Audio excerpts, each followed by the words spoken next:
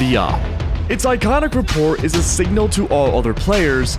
Those 3 letters have become synonymous with one thing: highlights. It's one shot, one kill anywhere but the legs, and in the right hands, it's a literal game changer. Today on Esports Armory, we'll look at the OP and its Valorant equivalent, the operator, and how its presence on the field can change the course of an entire game.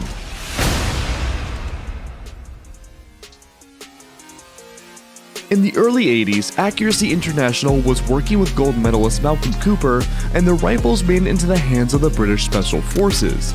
With their feedback, AI iterated and improved their weapon until it was submitted to replace the current line of British sniper rifles. Though they didn't expect the rifle to be selected, it was. The original L96A1 chambers 7.62 NATO rounds, aka the Arctic Warfare Police. But in CSGO, the player fires .338, which is Arctic Warfare Magnum. Regardless, it's listed as the OP in the game, complete with high wall penetration leading to easy wallbangs. In Valorant, it's no accident that the most powerful weapon in the game, the operator, is named as such. OP and OP are nearly identical phonetically, an homage to the king before it, and although it looks different from the AWP, it actually shares characteristics from the another Accuracy International rifle, the AX50. Such a powerful weapon needs checks and balances. Both Valorant and CSGO put a high price tags on the gun, and your move speed is impacted when it's equipped. Reload time and fire rate are also slow, meaning if you don't hit your first shot, you'll put yourself at a distinct disadvantage. And because it's so loud, opponents know where you're firing from. So if you're good at it, you're a god. But if you're bad at it, you better hope you have chat turned off. Let's throw it to the pros and get their take on the pair of iconic rifles. I think the OP was definitely my favorite gun in CSGO, simply because it was a one-shot kill and it was probably the easiest gun to use. I mean, I think being really good is definitely difficult, but I think it is like the easiest gun to use at like an average level. And I think a lot of people can use it as just an average level, but I think, I don't know, it just fit my playstyle relatively well. Pros of the OP, I mean everything, dude. 1 bullet, you can like no scope with it, you can strafe and peek, you can crouch peek, you can pretty much do anything with it.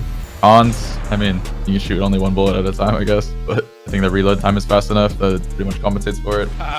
The OP was my weapon of choice. I'm the OPer on the team, but this gun is one of my favorite guns because I love doing aggressive plays with it. I'm an aggressive player. You have to be a confident player because your team really depends on you to hold a certain angle for them while they're focusing on other angles. The best thing about the OP was being able to shoot opponents through walls, so they might not even see you. And a lot of pro OPers learn spam angles through walls to where you do a lot of damage or even kill your opponents in the beginning of the round. When I first hear the word operator, the first thing that comes to mind is lockdown. Headshot. Yeah! Let's go, baby! There are few weapons that have the same impact that the operator has. The operator is not just your one-shot kill sniper rifle, and is so different from other weapons because it allows you to lock down an area of the map by itself. The operator is so good in so many ways because, again, it gives you the highlights. You get the collats, you can get aces, there's so much you can do with it. But then you also have that added value of macro control, of controlling a specific area of the map and taking away opportunities from the attacking team. It's just a ton of fun to watch. So my opinions on the OP, it can be quite hard to pull out in Valorant due to its price, plus it's really kind of hard to use since there's so much util, like one character such as Breach or Sky, they have 3 flashes to push you back, or like a stun to kind of scare you away from the angle. So there's a lot of utility in this game that will make it really hard for you to op, and you have to be really selective about what picks you go for. I don't really have any specific moments that stand out to me, but like when I'm feeling it with the gun, it feels a lot easier to get kills than with a rifle. The op is all about the audio. That was like one of the first things I noticed when I joined the team. Like you hear that op shot, it's deafening. It is just this big, majestic beast that roars. Funny enough, there's dragon skin. The fact that the Elder Flame skins are in esports like blows my mind, because there was a lot of like people feeling weird about it when we first put it out there. A lot of like, I don't know if this is gonna work, right? And the fact that like you see them I've seen the Vandal, I've seen the AWP. That actually blows my mind. It makes me really happy that like we could make something so out there, and like even like the top of the top like loves to use it. It's hard. It's really hard to like be anchored to something and then try and pull people away from it when it comes to language. And so when it came to the operator, no matter what we called it, was like bolt sniper, everyone just called it op.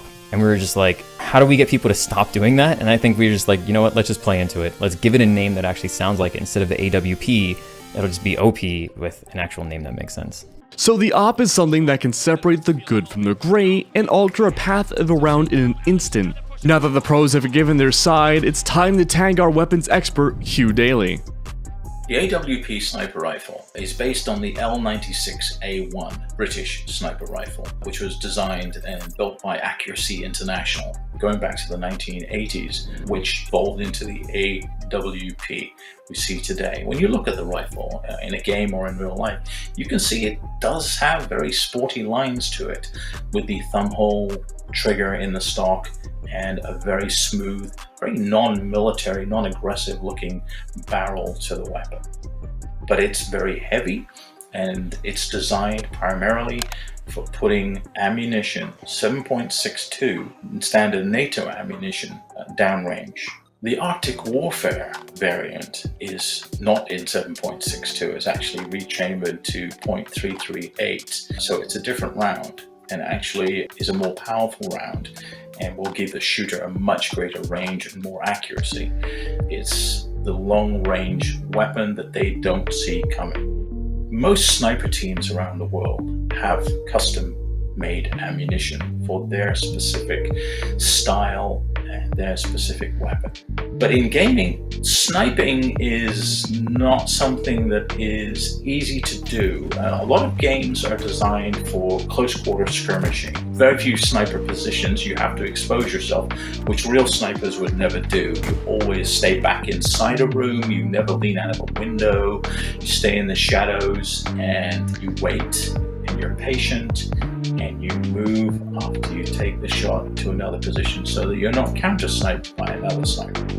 So all of those things are kind of counterintuitive to video game play, because in sniping in games you have to be very still, you have to stay in position for a short while you take the shot, and that makes you very vulnerable to your other team running around hunting for you. Also, the sniper rifle is extremely loud in video games. In real life, most of them have suppressors on them now, so it's not something that the enemy will notice the position very easily.